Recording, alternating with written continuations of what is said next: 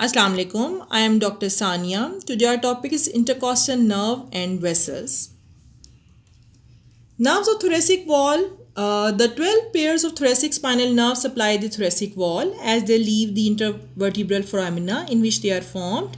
The mixed thoracic spinal nerves divide into the anterior and posterior rami. The anterior rami of nerves T1 to T11 form the intercostal nerves, and the anterior rami of nerve T12, which course near inferior to the 12th rib, form the subcostal nerve. The posterior rami of thoracic spinal nerves pass posteriorly, immediately lateral to the articular process of the vertebrae, to supply the joints, deep muscles, and skin of the back. Here you can see the intercostal nerve. This is the anterior rami. This one is the posterior rami. This posterior rami will supply the joints and the muscles of the back. This is the diagram here. The contents of the intercostal space are shown. Here you can see the arrangement of vein, artery, and nerve from superior to inferior in each intercostal space. Typical intercostal nerves. The 3rd to 6th intercostal nerves enter the medial most parts of the posterior intercostal spaces, running initially within the endothoracic fascia between the parietal pleura and the internal intercostal membranes. Near the angle of the ribs, the nerve passes between the internal intercostal and the innermost intercostal muscles. There are also the collateral branches of these nerves which arise near the angles of the ribs and run along the superior border of the rib below.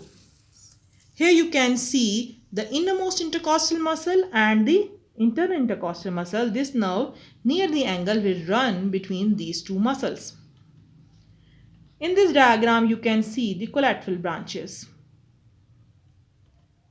Near the sternum, the intercostal nerve turn anteriorly and form the anterior cutaneous branches.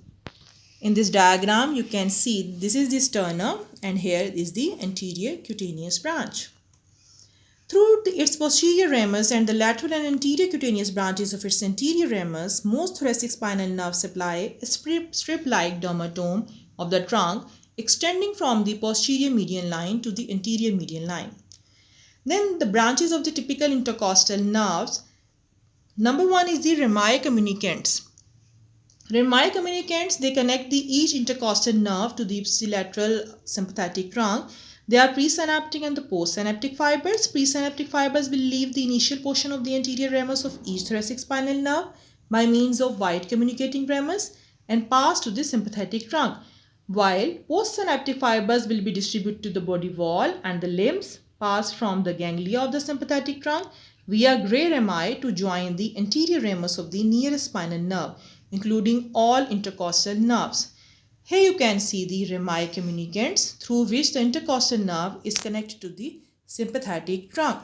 Sympathetic nerve fibers are distributed through all branches of the blood vessels, sweat glands, and smooth muscles of the body wall and limbs. Collateral branches. Collateral branches that arise near the angles of the ribs. And then is the lateral cutaneous branches which arise near the mid-axillary line and pierce the internal and external intercostal muscles. Then are the anterior cutaneous branches which will pierce the muscles and membranes of the intercostal space in the parasternal line and divide into the medial and lateral branches. Then are the muscular branches which will supply the intercostal, subcostal, transversus, thoracic, etc. muscles. In this diagram, you can see this is the anterior cutaneous anterior ramus, and here are the lateral cutaneous branch, and this one is the anterior cutaneous branch. There are the atypical intercostal nerves. Although the anterior ramus of the most thoracic spinal nerve is simply the intercostal nerve for that level, the anterior ramus of the first thoracic spinal nerve first divide into the large superior and the small inferior part. The superior part joins the brachial plexus. As you know, it supplies the upper limb, and the inferior part becomes the first intercostal nerve. There are some atypical other features of the specific intercostal nerve. First and second intercostal nerves course on the internal surface of the first and second ribs instead of along the inferior margin of the costal grooves. The first intercostal nerve has no anterior cutaneous branch and often no lateral cutaneous branch. When there is a lateral cutaneous branch, it will supply the skin of the axilla and may communicate with either the intercostobrachial nerve or the medial cutaneous branch of the arm. Then second intercostobrachial nerve, it will give rise to the intercostobrachial nerve. Usually supplies the floor, skin and subcutaneous tissue of the axilla and communicate with the medial brachial cutaneous branch.